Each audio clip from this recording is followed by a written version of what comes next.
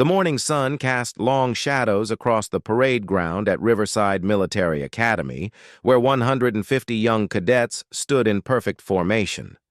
Their boots gleamed like mirrors, their uniforms pressed to razor-sharp creases, and their faces showed the kind of nervous determination that comes from months of rigorous training. Today was different from their usual drills. Today they faced Sergeant Marcus Iron Mike Rodriguez, a man whose reputation preceded him like thunder before lightning.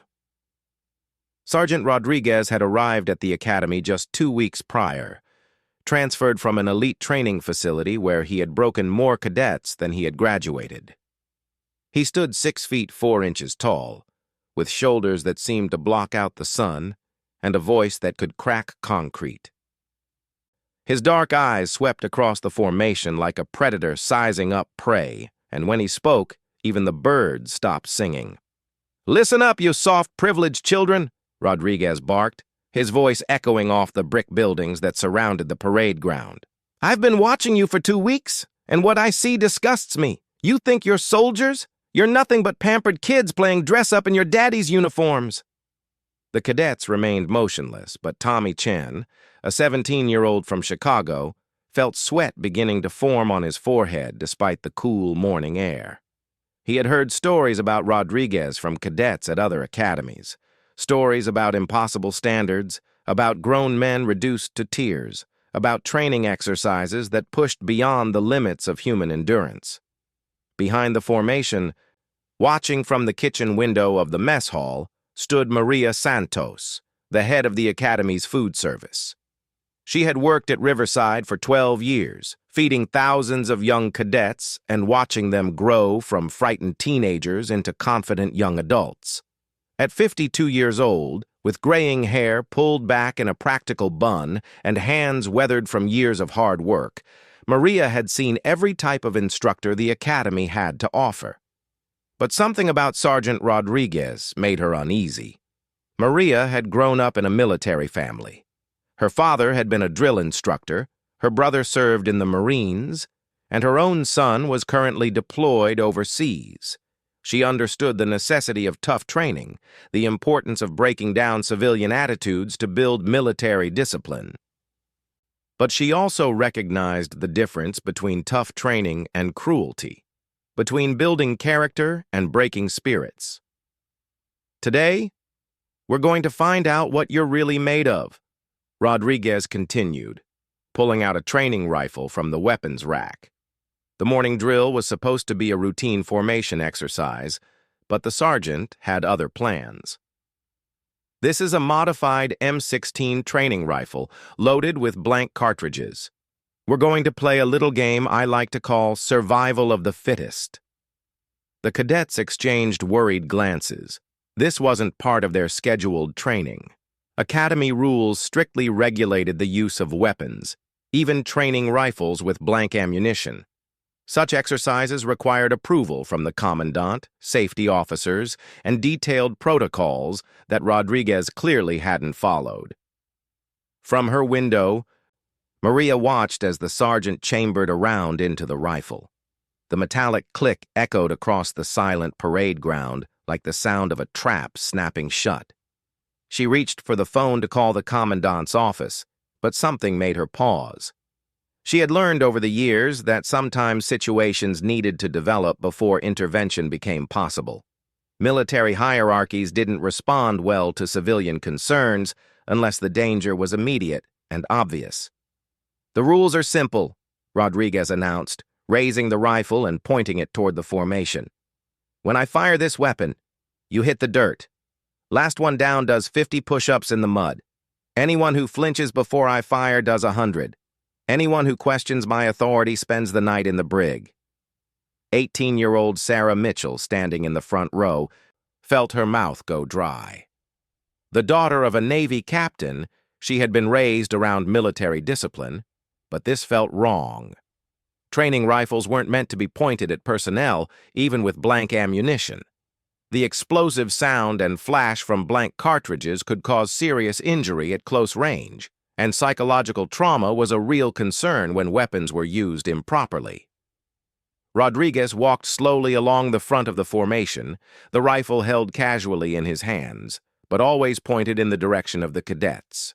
His eyes searched for any sign of weakness, any crack in their military bearing that he could exploit.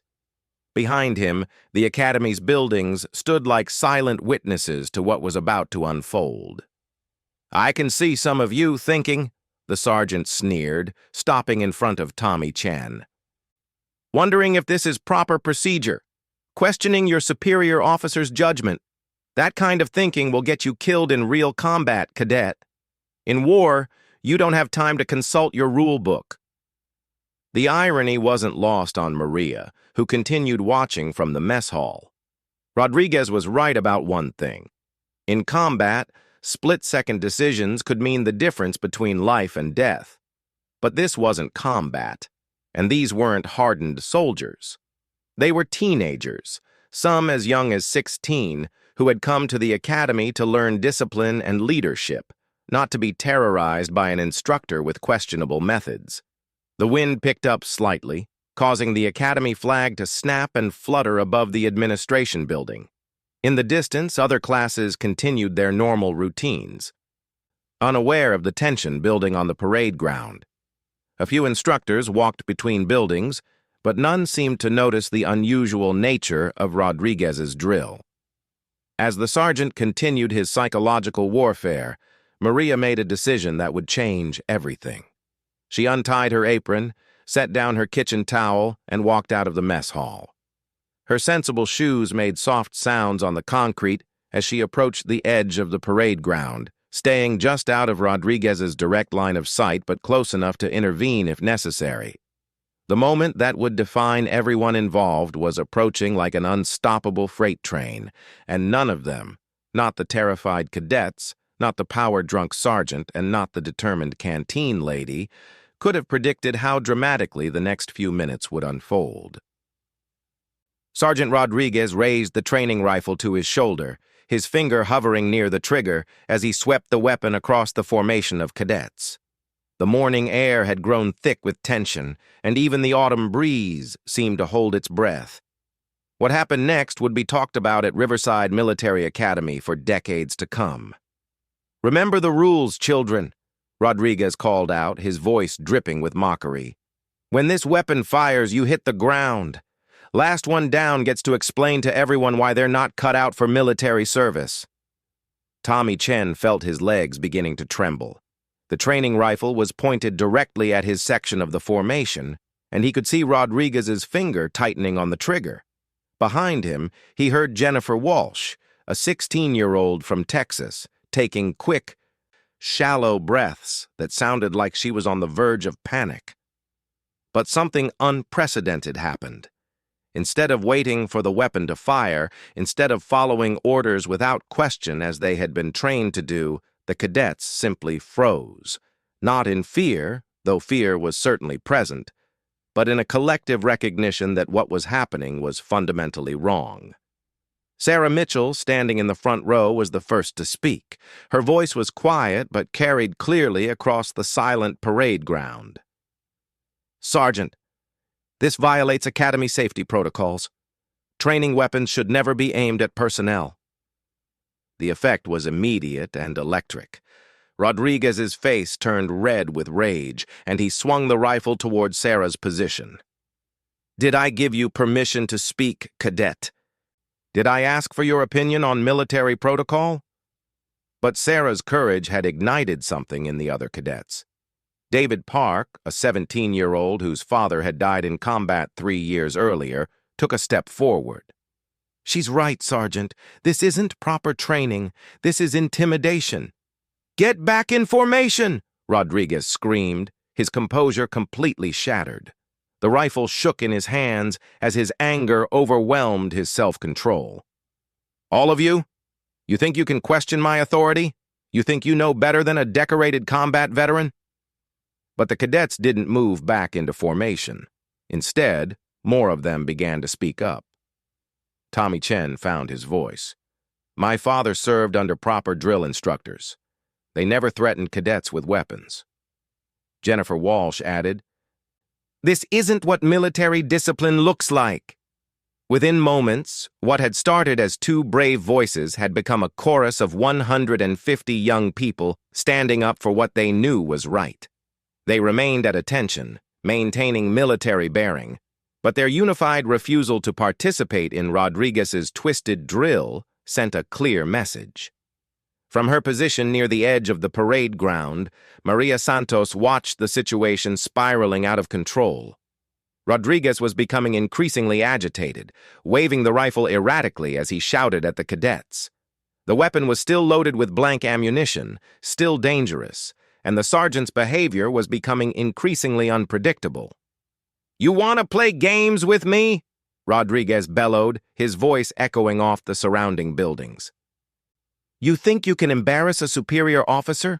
I'll show you what happens to insubordinate soldiers." He raised the rifle again, this time pointing it directly at David Park, who had emerged as one of the most vocal objectors.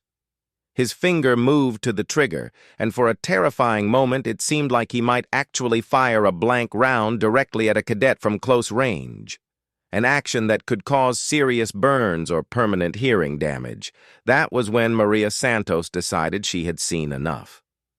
Without hesitation, the 52-year-old canteen lady walked directly onto the parade ground. Her practical shoes clicked against the concrete as she approached the raging sergeant, who was so focused on intimidating the cadets that he didn't notice her approach until she was just a few feet away. "Sergeant Rodriguez," Maria said in a voice that carried the authority of someone who had raised 3 children and managed a military mess hall for over a decade. "Put that weapon down immediately." Rodriguez spun around, startled by the unexpected interruption. "Who the hell do you think you are? This is a military exercise. Civilians have no authority here." "I'm the person who's going to stop you from making the biggest mistake of your career," Maria replied calmly. She continued walking toward him, showing no fear of the weapon in his hands. "You're about to harm children with improper use of a training weapon. That's not military discipline, that's assault." The sergeant's face contorted with rage. "These aren't children, they're cadets. They need to learn respect for authority." "They already know respect," Maria said, still approaching steadily. "What they're showing you right now is exactly what they should be showing. The courage to stand up when something is wrong. That's what we want in our military leaders." Behind them, the cadets watched in amazement as the canteen lady they had always seen quietly serving meals in the mess hall confronted an armed and dangerous instructor. Many of them had barely spoken to Maria beyond saying please and thank you when getting their food, but now she was risking her safety to protect them. Rodriguez was trapped between his rage and the growing realization that his career was about to end in disaster. Other academy staff had begun to notice the commotion. In the distance, Major Patricia Williams, the academy's second-in-command, was walking quickly toward the parade ground with 2 security officers. "You don't understand military hierarchy," Rodriguez snarled at Maria, but his voice had lost some of its earlier conviction. "These cadets need to learn absolute obedience." "No," Maria said firmly, now close enough that she could reach out and touch the rifle barrel. "They need to learn to think for themselves while maintaining military bearing. They need to learn when to follow orders and when to recognize that an order is wrong. Today, they've shown they understand that distinction perfectly." The sergeant's hands were shaking now, whether from rage or the sudden understanding of his predicament, none of the witnesses could tell. The weapon wavered in his grip, and for a moment, everyone on the parade ground held their breath, wondering if this confrontation would end in tragedy or if somehow this unassuming woman from the kitchen would be able to diffuse a situation that had spiraled completely out of control. The sound of approaching footsteps announced that Major Williams and the security team were only seconds away from reaching them, but those seconds felt like hours as Maria Santos stared down Sergeant Rodriguez, her hand slowly reaching toward the weapon that had terrorized 150 young cadets. Maria Santos reached out with steady hands and gently but firmly grasped the barrel of the training rifle.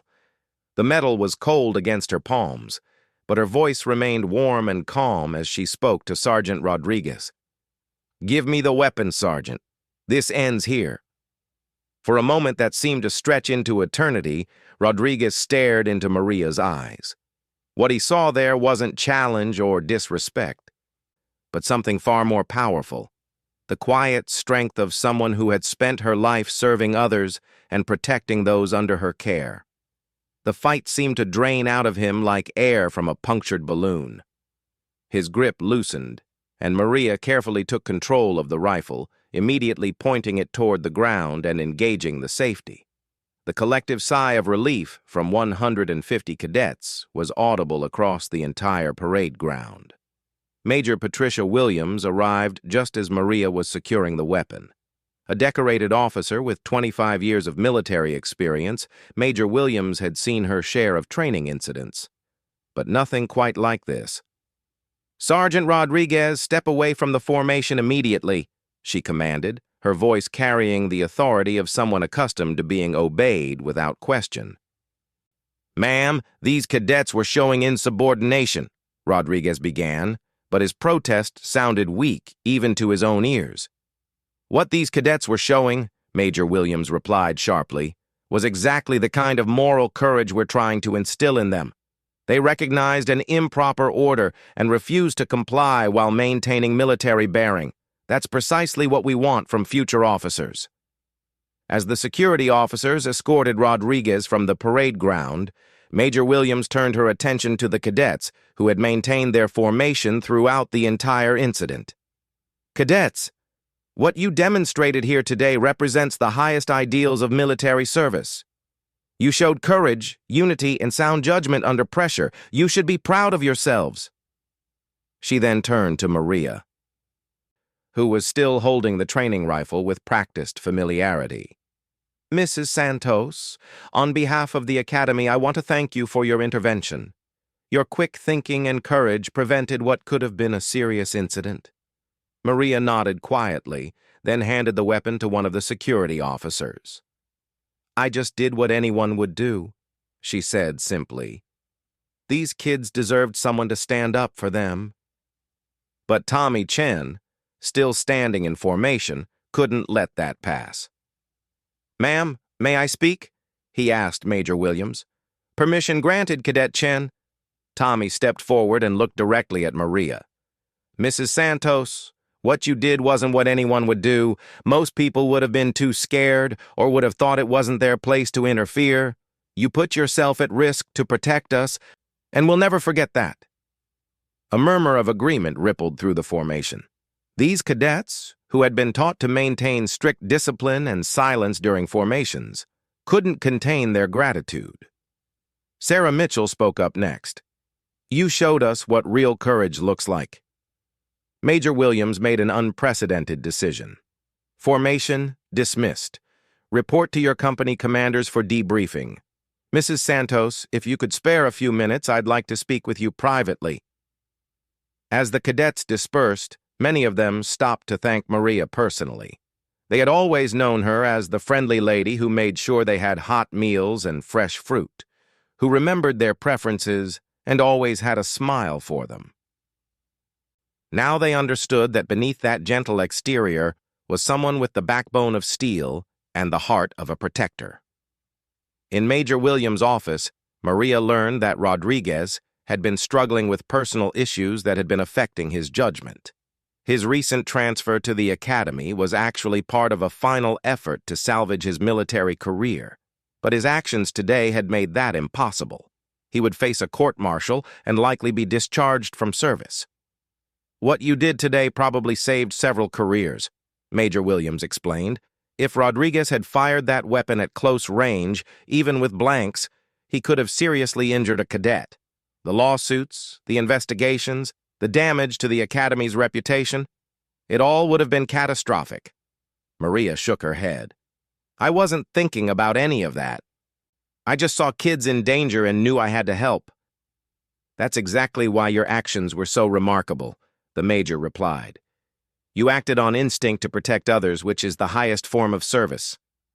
Word of the incident spread quickly throughout the academy and beyond. The story of how a canteen lady had faced down an armed sergeant to protect cadets became legendary. Local newspapers picked up the story, then national outlets.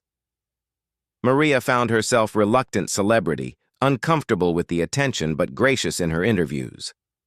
"I don't think I'm a hero," she told one reporter. "I'm just someone who couldn't stand by and watch young people be hurt. These cadets are the real heroes. They stood up for what was right even when it was dangerous."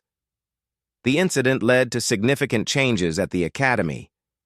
New protocols were established for weapons training, mandatory psychological evaluations for all instructors, and a formal process for reporting inappropriate conduct.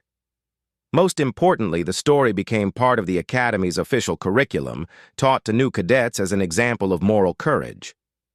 3 months later, at the academy's quarterly awards ceremony, Maria Santos was presented with the Civilian Service Medal, the highest honor the academy could bestow on a non-military person.